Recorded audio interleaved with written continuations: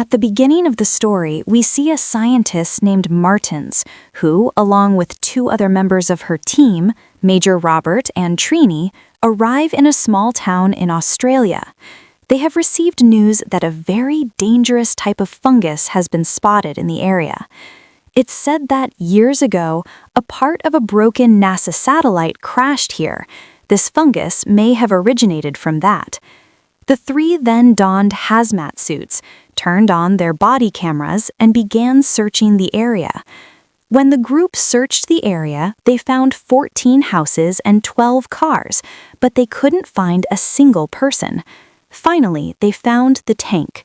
Martins noticed that the locals had tried to clean it with a liquid made from potatoes and soap. Martins then examined the tank carefully with a magnifying glass. After some investigation, she realized that the potato mixture had leaked into the tank and had given rise to the fungus. With just a little water, the fungus could grow rapidly. Martins also spotted a green mark nearby. She asked Robert to hold it so she could take a closer look, but he explained that the green fungus had grown and mutated. Suddenly, the fungus began to move and lunge towards them. This frightened Martins and immediately retreated. Just then, the Trini announced that she had found a corpse. Martins immediately went to the spot, but she didn't realize that a small amount of fungus had remained on her shoes. The fungus slowly began to penetrate the soles of the shoes and penetrate the hatsuit. Finally, they found a corpse on the roof, its entire chest badly torn apart. Its skull plates were also broken off. Robert then looked around and discovered that almost all the local people were lying dead on the roofs of their houses, all with identical injuries. Martins then theorized that the fungus had forced them all onto the roof and made them wait there until their bodies exploded. This way, the fungus could easily spread. Then, suddenly, the dead man's head burst open, revealing the fungus inside. Martins then went back to the tank to collect samples. He suggested that some fungus might have penetrated the tank's shell during re-entry, which meant a new species had emerged. Once the samples were found, the group started to leave, but by then, the fungus had already penetrated Martins' body. He suddenly felt extremely hot. Soon, he felt dizzy and even had difficulty walking. Suddenly, Martis vomited green fungus into her helmet. The fungus gradually took control of her mind, and she kept repeating one word: spread, spread. Martins then quickly ran back to the car. Seeing this, Trini immediately drew her gun, but as Martins drove toward her, Robert pushed Trini. The car directly hit Robert, severely injuring his back. He was now unable to move. Martis then tried to snatch Trini's gun. Trini tried to stop him, but couldn't. Finally, the gun landed in Martin's hands. But at that very moment, Martis briefly regained consciousness and realized what she had done. At that very moment, she made a crucial decision. Martis removed the air tube from her hazmat suit and shot a gun into the hole, sacrificing herself to stop the fungus from spreading further. A few hours later, we see that the military had arrived in the town to collect samples of the fungus, and as soon as they left, the entire town was blown up. The samples were then taken to a high-security facility in the United States, where they were kept in cold storage. Years passed and gradually the fungus was forgotten. Now, the year is 2026. The place has become a storage company. One morning, we see a man named Travis come to work, and his manager, Griffin, begins harassing him. Griffin wants Travis to help him because he is planning to rob the building, but Travis flatly refuses. Griffin threatens him, and Travis is finally forced to agree, promising to open the door for the gang. Later that evening, Mary went to check on her storage unit. Travis was there, and he tried to chat with her briefly, but Mary was in a hurry. Then, as Travis was walking her to the elevator, he heard a beeping sound. He thought it might be a minor technical problem. Meanwhile, inside her storage unit, Mary took a gun from her boot. Then she looked at a photo of her deceased husband and quietly wished him a happy anniversary. She wanted to do something wrong but couldn't muster the courage. Suddenly, Travis heard the same beeping sound again. This time, he called her new coworker, Naomi, on the radio. Soon, Naomi came into the lobby, but he didn't hear any sound. Then they started talking to each other for a while, and Naomi noticed Travis's tattoo. Just then, Naomi received a call on her phone. She argued with someone for a while and then hung up. But then, Naomi also heard the beeping sound. Meanwhile, in North Carolina, Robert suddenly received a call from the government. He first told his wife that everything was fine. Then he opened a safe, took out his old satellite phone, and called his old base. There, Abigail told him that they had received an alert about a temperature disturbance. Hearing this, Robert became very angry. He said, "This fungus is being taken lightly. I've seen its power. It's very dangerous." Back at the facility, Travis and Naomi had realized that the beeping sound was coming behind the wall. Meanwhile, Naomi received another call. This time, she ignored the call and told him it was from her children's father. He then said they shouldn't break down the wall to see where the sound was coming from, but Travis flatly refused, saying he wasn't going to lose his job over this. Meanwhile, Naomi, seeing Travis's tattoo, figured out that he had probably just returned from prison. She kept pleading with him to see what was happening until Travis finally relented. Finally, Travis brought tools and cut a hole in the wall. Behind the hole, they discovered a secret room containing a large computer system. Travis went inside and looked, but Naomi immediately realized it was a temperature monitoring control panel. When they broke down another section of the wall, Naomi came into the room with Travis. He explained that the building was previously used by the military. There was a map posted on the wall, and Naomi immediately took a photo of it. When she realized there were more levels below, she wanted to see what was there. Travis flatly refused, but Naomi tried to persuade him again. Finally, Travis angrily said, "I listened to people too much today, and that's what landed me in jail." Hearing this, Naomi immediately apologized for her stubbornness. But then Travis realized that if he didn't go, this girl would leave without him. So finally, he agreed to go with her. Then, as they went down the elevator, they followed the map. They found a door inside a closet. The door seemed to be already closed. Travis kicked it hard and it opened. Inside, another secret room was revealed. As they entered, an alarm sounded for a second. Then they looked around and found old equipment from the 70s, which included hazmat suits. At the end of the corridor, they found the entrance to a staircase leading down. When they looked inside, they realized it was about 500 feet down, so Naomi told Travis to go down first. Finally, arriving at the bottom, they found a door marked DTR access only. Although they had no idea what DTR was, they opened it. Inside was a sealed chamber and a large pipe flowing with icy water. In a corner, some rats were lying covered in fungus. They were barely able to move because their tails were tangled together and had become knots. Some of them were even eating each other. Suddenly, a rat lunged at Travis, and Travis immediately retreated.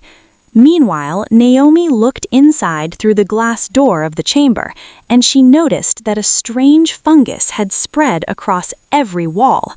There was some fungus on the door as well, but just as Naomi was about to touch it, Travis stopped her.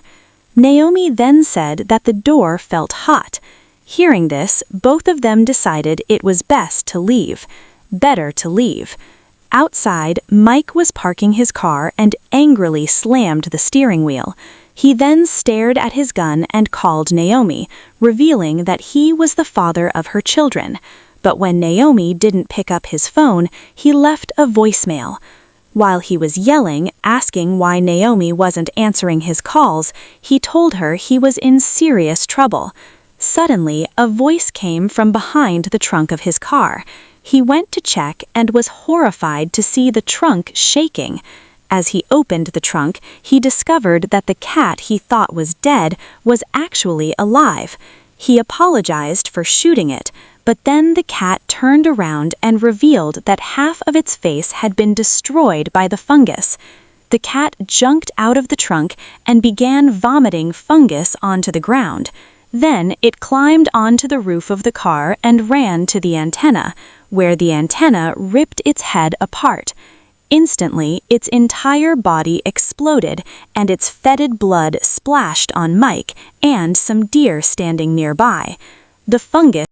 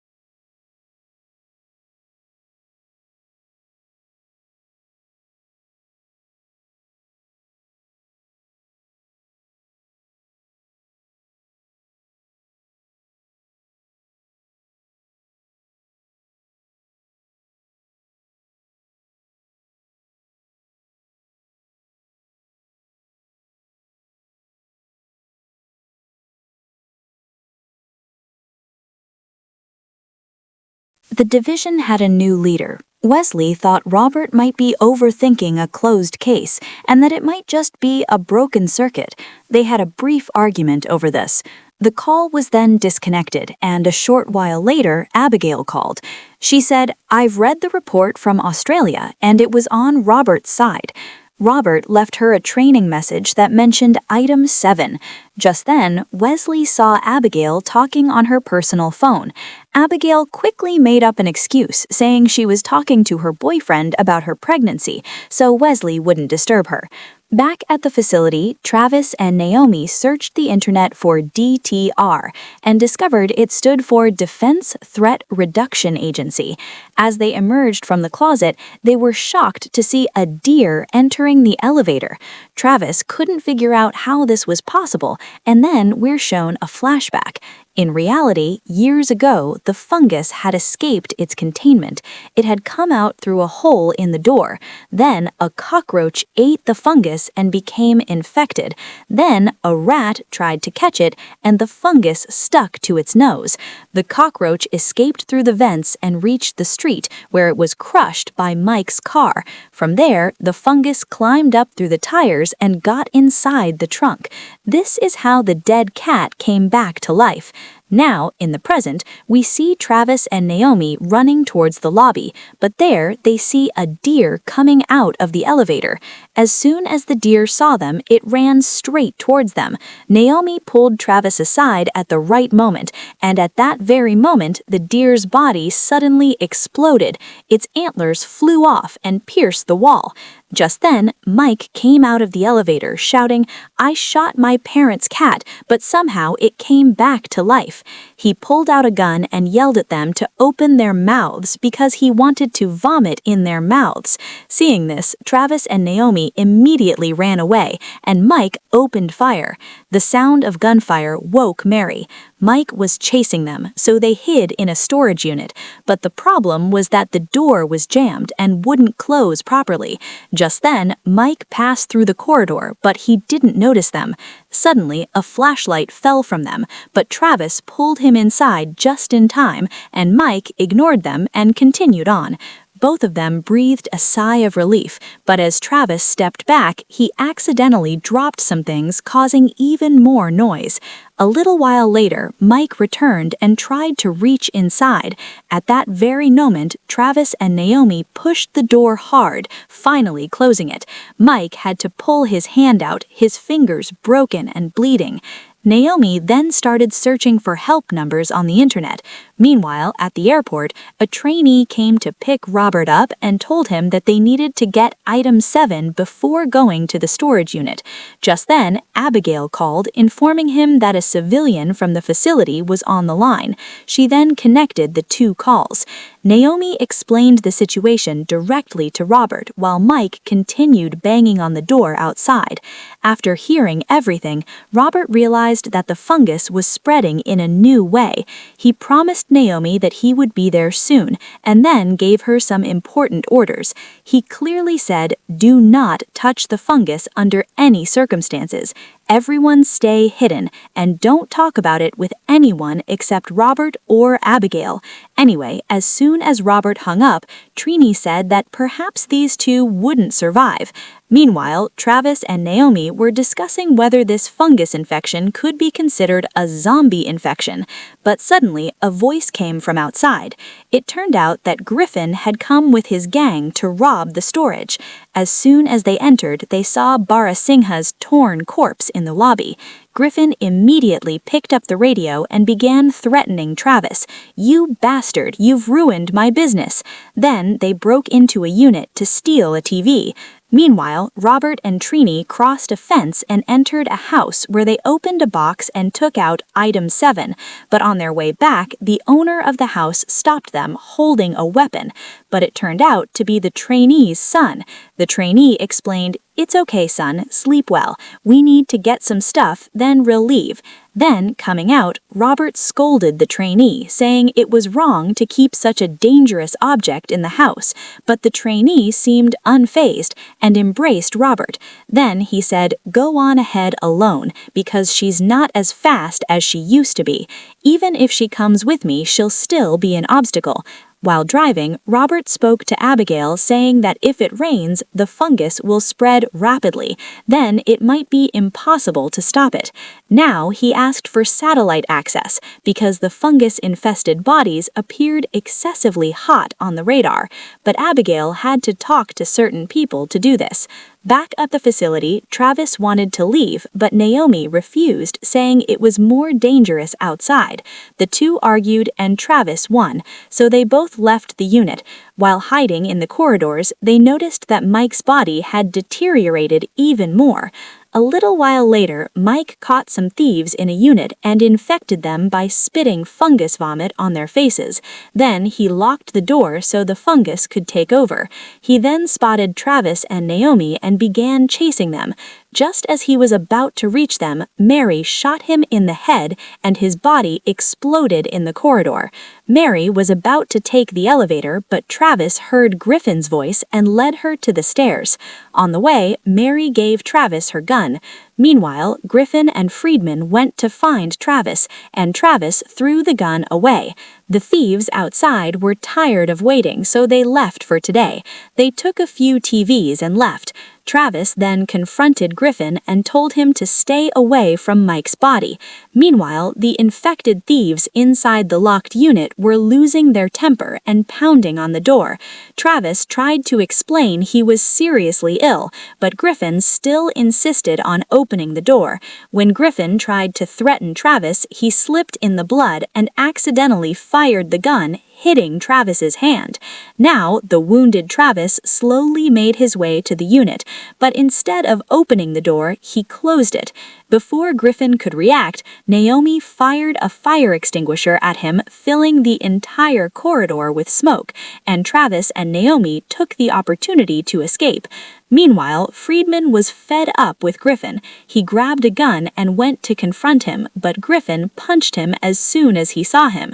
Then Griffin told the thieves inside the unit, "You have the key, throw it out." Hearing this, they lifted the door slightly and threw the key out. But as soon as Griffin opened the door, he was stunned by the condition of the people inside. Friedman retreated in fear, but suddenly he slipped on the blood and fell, and the fungus had spread to him, infecting him as well. Meanwhile, a thief inside the unit said, "I don't feel well," and the next moment his body was torn to pieces. When Travis and Naomi left the building, they met Robert. Abel confirmed they were not yet infected. Robert then gave them guns and hazmat suits and told them to go back inside and set off Item 7, which was actually a bomb. Hearing this, Travis panicked because he didn't want to kill people, but Robert explained that the explosion would occur underground and that this was the only way to save the world. Robert himself was going to stay in the parking lot so that he could deal with any infected people who came out. Afterward, wearing hazmat suits, the two picked up the bomb and went inside. Robert started slashing the tires of all the cars in the parking lot to prevent anyone from escaping. Then, Abel reported seeing a warm body coming towards them, and Friedman immediately appeared behind her. Robert wasted no time in shooting Friedman, but the sudden turn sprained his back and he fell down. As the blast blew up Friedman, Robert fired at the other bikes, causing a small fire. Meanwhile, on the stairs, Griffin was trying to control his infected friends with a gun when he heard the explosion. Then one of them ran back. Meanwhile, Travis and Naomi had reached the chamber and saw that the fungus had spread to the next room. If it reached the pipe, the situation would be dire. Therefore, it was crucial to stop the fungus quickly. When they placed the bomb, they were shocked to see that Robert had already started the timer, and now they had only 6 minutes to escape. The two immediately began to run, but the countdown began to glitch and time was running out faster. Meanwhile, Robert saw the fungus coming from Friedman's body towards him. At that moment, Griffin pushed an infected towards the door, and Robert immediately shot him. He tried to shoot Griffin as well, but he ran in. Then, suddenly, a strange thing happened. The infected body somehow stood up and started talking. This frightened Griffin, who immediately fired and ran away. But just as Griffin was about to shoot Robert, the trainee arrived and killed Griffin before he could. Meanwhile, Travis and Naomi were blocked by one last infected. Naomi shot him without thinking, and the two finally escaped. The trainee then picked up his gun, but Robert confirmed they were all right. Finally, everyone picked up Robert, got in the car, and left. Then, suddenly, there was an explosion, and the blast was so powerful that the entire ground began to explode. At that very moment, Nami started driving at full speed and finally escaped. Then, after a few seconds, the explosion stopped, and everyone was now safe. If you liked the video, please like it and subscribe to the channel. See you in the next video.